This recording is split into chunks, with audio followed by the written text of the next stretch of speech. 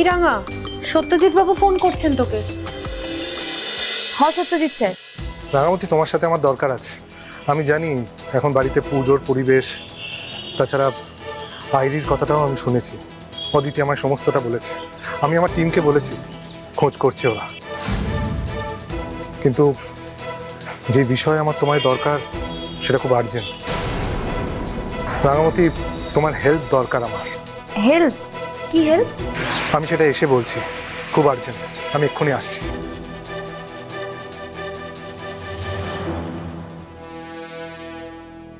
কি হয়েছে রাঙামতি? সত্যজিৎ স্যার বললো এক্ষুনি আমাদের বাড়িতে আসছে, কি যেন একটা দরকার আছে জরুরি। বললো আমার হেল্প লাগবে। হেল্প লাগবে?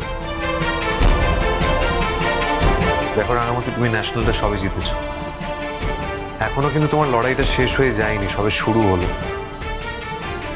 এরপরে তোমাকে ইন্টারন্যাশনাল টুর্নামেন্টস খেলতে হবে। ভেবে দেখো, পরপর এশিয়ান গেমস, নানান ধরনের বিদেশি টুর্নামেন্ট, সবচেয়ে বড় কথা অলিম্পিক্স বাকি আছে। তুমি অলিম্পিক্সে খেলতে হবে। দেশকে বিদেশের মঞ্চে প্রতিষ্ঠিত করতে হবে, এটা তোমার কর্তব্য। ভেবে দেখো তো, Rangamati Basu gold medal winner. এটা আমাদের সকলের স্বপ্ন, এটা মায়ের স্বপ্ন, এটা আমার স্বপ্ন। আর এই স্বপ্নটা তুমি এত সহজে ভেঙে দিতে পারো না রাঙামতি।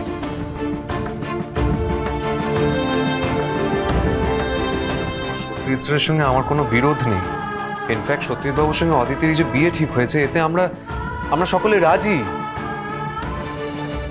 সত্যজিৎ সিনহার সঙ্গে অদিতির বিয়ে ঠিক হয়ে গেছে?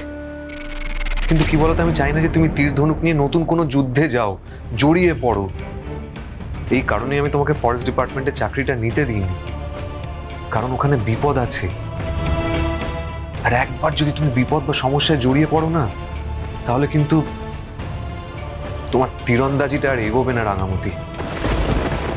তাই এখন তোমার লক্ষ্য হওয়া উচিত অলিম্পিক্স। অলিম্পিক্সে গিয়ে মেডেল জেতা।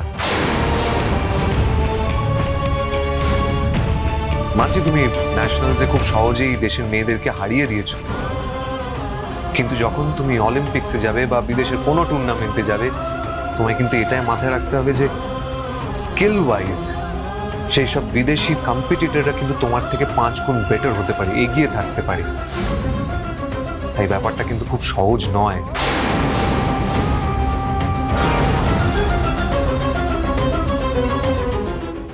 রাঙামতি তীরন্দাজ সোম থেকে রবি প্রতিদিন সন্ধ্যে 7:30টায় স্টার জলসায় ও জিও হটস্টারে।